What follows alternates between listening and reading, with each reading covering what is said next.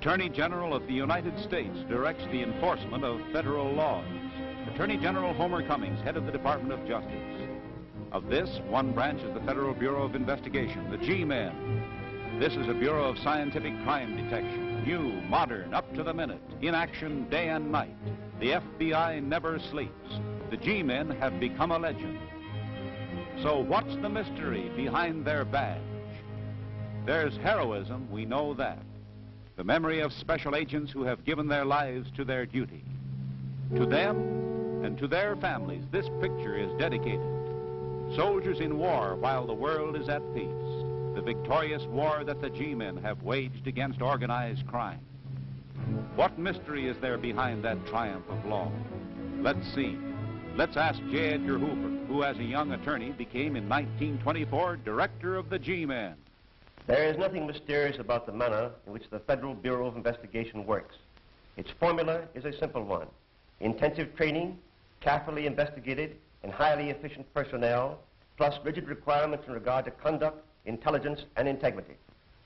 A special agent must be a good marksman and have the courage to shoot it out with the most venomous of public enemies. He must know how to take fingerprints and what to do with them afterwards. He must know that no clue, no matter how seemingly unimportant, can be overlooked. He must have constantly before him the fact that science is a bulwark of criminal investigation. And he must realize that no case ever ends for the Federal Bureau of Investigation until it is solved and closed with the conviction of the guilty or the acquittal of the innocent. FBI, fidelity, bravery, integrity. And there's the war map.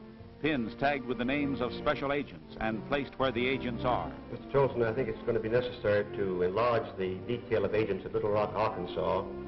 So consequently, I think we will have to transfer 2 agents from St. Louis into Little Rock, selecting Agent Bush and Agent Hardy for that detail. All right, sir. And we'll have to send, I think, possibly Agent Jones in from El Paso if he's finished his special assignment at the present time. He has finished that assignment, Mr. Hoover, but I might suggest Agent Montgomery of the Los Angeles office for that detail. I think that's an excellent selection. Have him be sent by air transportation. The nerve center of the FBI, the kidnap switchboard. Day and night it waits for the alarm in kidnapping and other dangerous crimes. Here the word flashed in the famous snatching cases. Urschel, Bremer, Weyerhaeuser. Calls that set the G-Men on the trail. And the telephone number, if you should ever need it, is National 7117. This is National 7117. Just one moment, I'll connect you with Mr. Hoover. From here, headquarters controls the army of G-Men, the teletype. Absolutely secret communication, directing the work of the 37 field divisions of the FBI. In touch likewise with hundreds of police departments everywhere. Over this teletype were sent the orders in the hunt for Dillinger, Babyface Nelson, Pretty Boy Floyd, the Barker Carpus mob, and those other notorious public enemies. Now the fingerprints. But don't think that the G-Men deal entirely with crime. Not in this scene, for this is fingerprinting that's ordinary routine in everyday life. People record their prints and their children's too for protection. Citizens like John D. Rockefeller Jr. 1,000 sets like these come in each day. No connection with the criminal records, a section far removed from crime. Suppose there's a tornado. There may be lost children needing identification. Unidentified bodies are recovered in any natural disaster. Each year, 200,000 people disappear. 3,000 unknown a year are buried in potter's fields. There are amnesia cases, loss of memory. All these could be instantly identified by fingerprints which remain unchanged throughout life. Now the criminal records. Here they receive fingerprint inquiries from local police authorities at the rate of 4,000 a day. Somebody arrested somewhere. What's his record?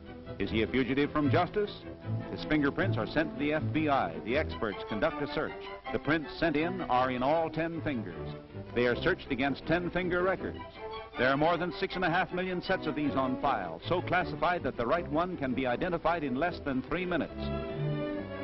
There it is. Under the magnifying glass it matches. That man's record will be sent to the local police. He's an old offender and can't deny it.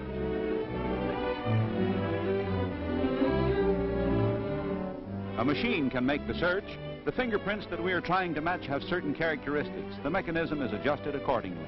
This adjustment will pick out a punch card perforated to represent the fingerprint characteristics we are looking for, 100 times as fast as any clerk.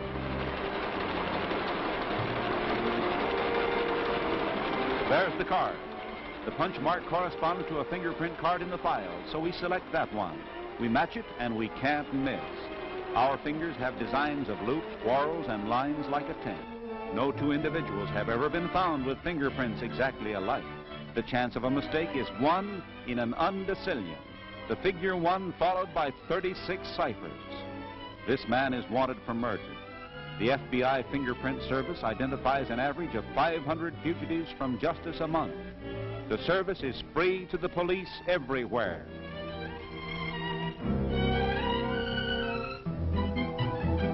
The police can take a 10-finger record of a prisoner, but at the scene of a crime, you may find only one print or a part of one.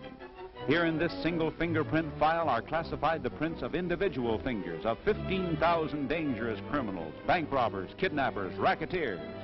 When a single finger impression is found at the scene of a crime, it's checked against these. The original clue in the Kansas City massacre and the Bremer kidnapping was a single fingerprint.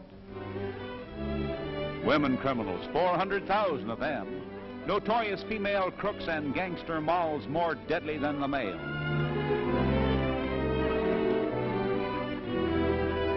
The last word in completeness, the moniker file, criminal nicknames. This solves crimes.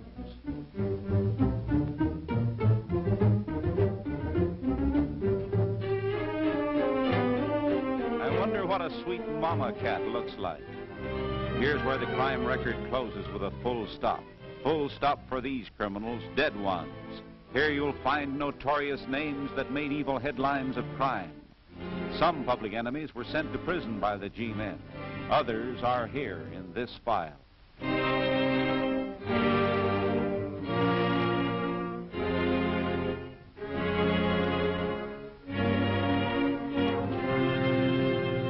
Dillinger brought to Chicago, recaptured after he had escaped from Lima, Ohio. Taken to Crown Point, Indiana, the Lake County Jail to be tried for the murder of a policeman. Desperate public enemy now rises to fame as an underworld hero. Arrogant, that expression in his eyes. The welcome accorded to a vicious man-killer. In spite of all this guard, he escaped once more using the sheriff's car. By driving this stolen car across the Indiana state line to Chicago, he violated a federal law for the first time, and that put the G-men on his trail. This led to the raid of Little Bohemia. The Dillinger mob hid away in this Wisconsin resort. These dogs gave the alarm when the federal agents closed in at night. A gun battle, and Special Agent W. Carter Baum was shot and killed by the thrice paroled Babyface Nelson. John Hamilton, Dillinger aide, wounded. He later died. And that set the wheels of justice grinding with a vengeance. 500,000 of these wanted notices went far and wide. They got him outside this motion picture theater. Wild excitement. Dillinger killed by federal agents commanded by Inspector Samuel Cowley, assisted by East Chicago, Indiana police. The belongings of public enemy number 1. 3 men couldn't carry Dillinger's collection of deadly weapons seized at various places. He had this automatic in hand when killed. His fingerprints, the infallible sign. He spent $5,000 to have them altered with acid, but it failed. 300 points of similarity remained. His face made over, but the G-men recognized him. The eyes and the shape of his head. Tagged in the morgue. Dillinger's pal, Babyface Nelson, murderer of Agent Baum. He was driving with Gangster Chase. A gun battle with Special Agents Hollis and Cowley. Cowley who trapped Dillinger, and both G-men were killed. Nelson, mortally wounded, 17 wounds. The G-men sprayed him with bullets as they lay dying. Oklahoma City telephoned National 7117, and that began the wide ramifications of the Urshel kidnap case. The wealthy oil man snatched. From Denver, Colorado was brought Albert Bates, who was tried along with his fellow mobster, Harvey Bailey. They are identified by Mrs. Urshel in open court. She is pointing out Bates. The investigation covered 23 states. Before a federal judge, oil man Urshel also identifies Bates. And Bates and Bailey are sentenced for life.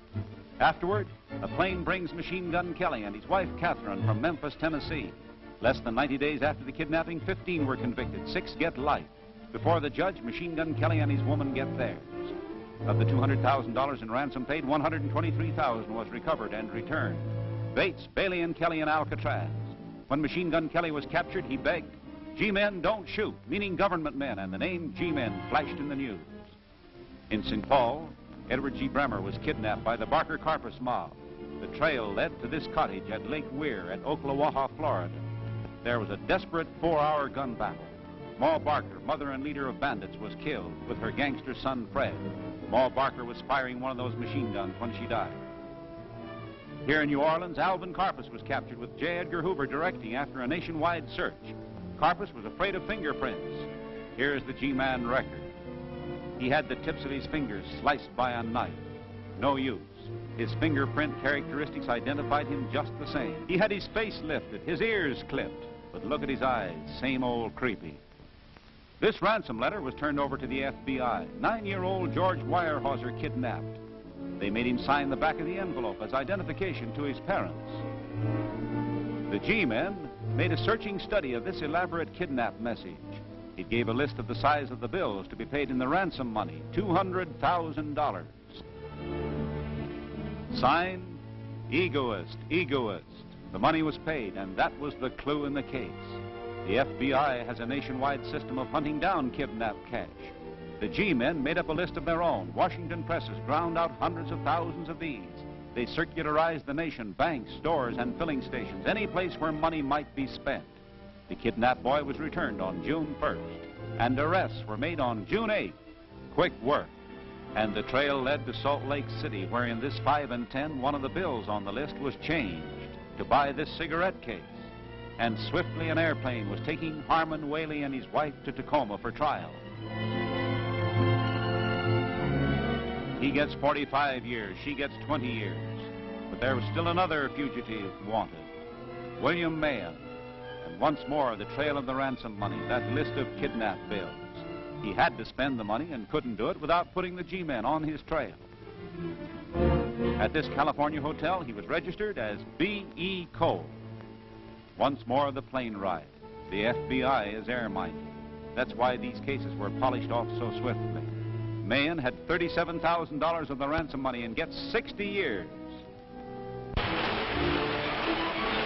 And so grinds the machinery of the law at the FBI. These are bank robbers. The G-men protect more than 14,000 banks. They have reduced bank robberies by 75%. Let's see how all of this is done. First, it's selection, picking the right men. To become a G-man, you must be between 25 and 35 years old. All lawyers are expert accountants. There are myriads of applications, but only one applicant in 1,000 is chosen. Each receives 3.5 months of intensive training before he tackles a job. Physical training, or a special agent must be fit. The FBI training is not only for G-men. Police officers from select communities in the United States take the FBI course in Washington. There in the jiu-jitsu class may be a law officer from anywhere. There are FBI graduates in 81 police departments that represent the law for 66 million people. The law library for legal study by the agents and by the FBI Police Academy students. Planning a raid, the art of attacking a gangster stronghold, how to take cover, battle strategy in the war against crime. Each field division has this complete equipment: handcuffs, leg irons, high-powered glasses, searchlights, receptacles for evidence, fingerprint kits, cameras. The G-men have killed only 9 public enemies, but these were the most dangerous, the deadliest of killers, gun in hand. Others surrendered through fear, because the FBI policy is always to have its G-men better armed than the underworld, to have better weapons and to use them better. The agents must qualify every 30 days as marksmen to be ready for new Dillingers, new babyface Nelsons. Machine gun sharpshooting from a fast-moving car.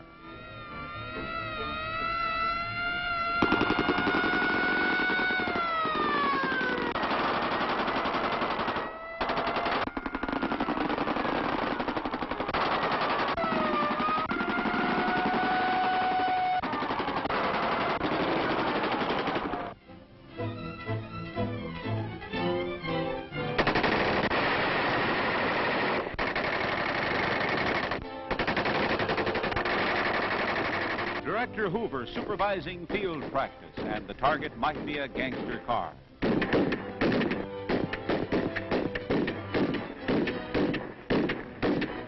This is what happened to Bonnie Parker and Clyde Barrow in a battle with local officers.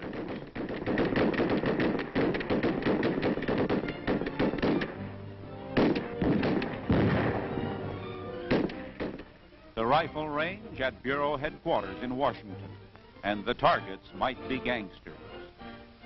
Intermittent firing.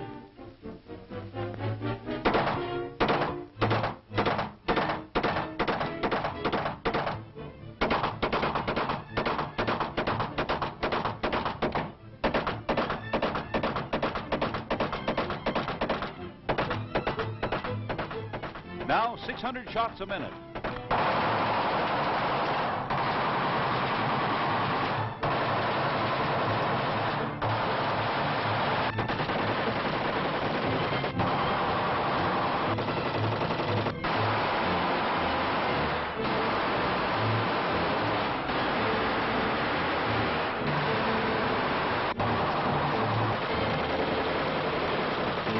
Every shot hits the anatomy of that theoretical public enemy. He will kill and kidnap no more. The G-men at the scene of murder. An experimental case at the crime detection laboratory. The victim, affectionately known as Oscar. A typical set of clues. Everything placed in cellophane to keep it in original condition. The murderous weapon never touched by hand so as not to obliterate fingerprints. The FBI students in solving the murder of Oscar find a partly eaten apple. A drinking glass is a likely place for fingerprints. Everything is examined for these telltale marks. And there, up pops fingerprints made by Oscar or the killer. Here's where we'll find out. The scientific crime-busting laboratory where sleuthing is done by ultra-modern technology. The great period of G-men scientific crime detection began in 1934 when Congress, at the request of the Attorney General, enacted a series of crime bills placing interstate crimes such as kidnapping, bank robbery, extortion, and transportation of stolen goods under federal jurisdiction. That made crime detection a national science. Now with convictions in 97% of the cases the FBI has brought to trial, not including the murder of dear old Oscar. On that gun are fingerprints. They will convict the killer.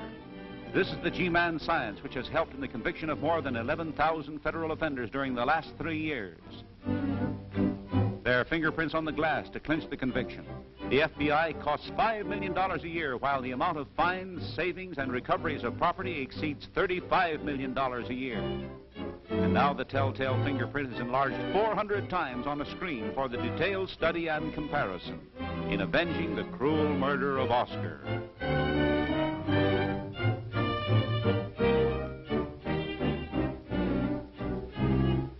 Remember that half-eaten apple? Teeth marks in it. They use moulage to study that. Moulage is a kind of paste that hardens and makes a perfect reproduction of objects. John Hamilton, brains of the Dillinger gang, shot by the G-men, died later and was buried by the mob in corrosive lye. When the G-men found the body, it could only be identified by his teeth and dental work. Teeth mean much to the skilled investigator.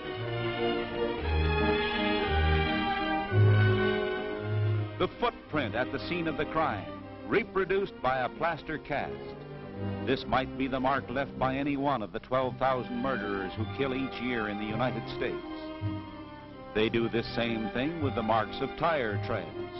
Then the plaster cast is matched with FBI blueprints of every known tire tread design.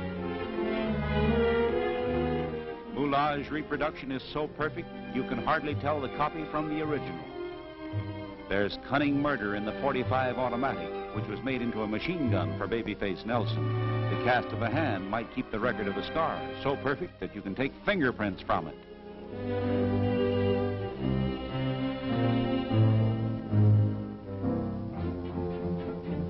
The handwriting expert tells us, if you write, you are caught.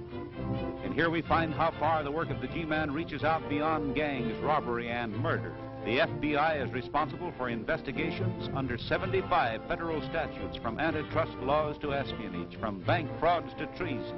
crimes on Indian reservations to bankruptcy. You can't disguise your handwriting. You can try, but you won't fool the G-men. The evidence in a real case, a pair of trousers. They were sent to the FBI by the sheriff at Wauchula, Florida. A powerful vacuum extracts the dust from the cloth. Will this match with the soil at the scene of the murder? If it does, it will prove that the man who wore those trousers was at the scene of the murder.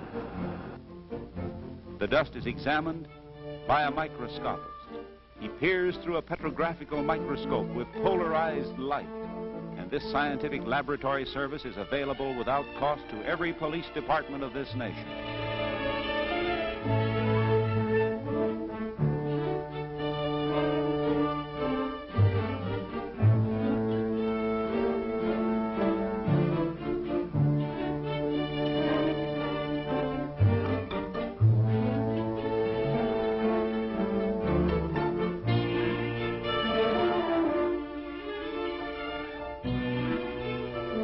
Wauchula, Florida murder case, this was a critical clue, a stain on the trousers. Was it human blood?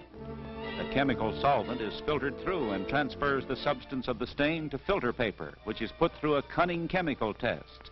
The FBI laboratory is equipped to analyze any substance that may be found at the scene of a crime. The chemical test for blood, by applying a few drops of colorless benzidine and hydrogen peroxide. This will detect blood diluted as much as 1 part in 300,000. Even laundering does not remove the trace of blood from cloth. If that's blood, the chemical reaction will form a vivid blue. It does. The experts testify and the murderer is sentenced to electrocution. One of these 4 knives was used to cut a screen. This was evidence in the burglary of a government office. The knife that cut the screen will have in its edge minute particles of the zinc and copper of the screen wire. The invisible particles on the knife are burned in an electric arc. The light emitted is passed through prisms and forms a spectrum. Spectrographic analysis. Astronomers use it to analyze the stars. G-men use it to detect crime.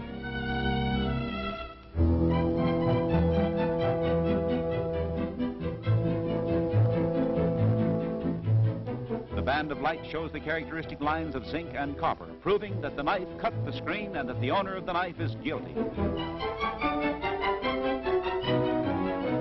Gangster guns, each with a murderous history.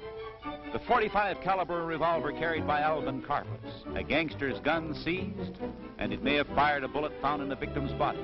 Pretty boy Floyd's gun. He didn't notch it, he notched his watch charm 10 times. Here's how the G-men proved that a certain bullet was fired from a certain gun. You can shoot a bullet into cotton and it will retain the gun barrel markings. These are studied by ballistics experts. Scratches and striations, as individual as fingerprints.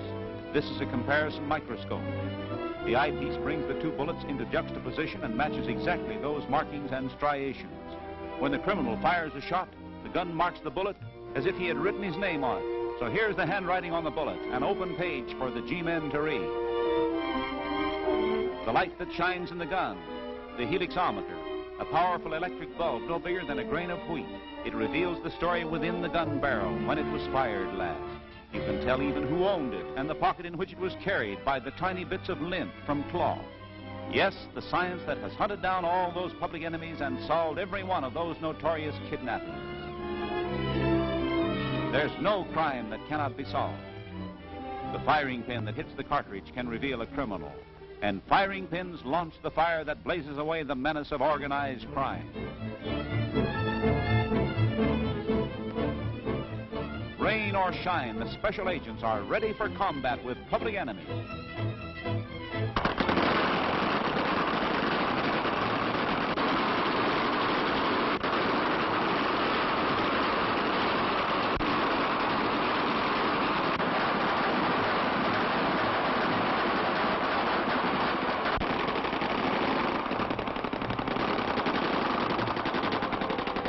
Night, not trigger men, but prepared to shoot and shoot straight.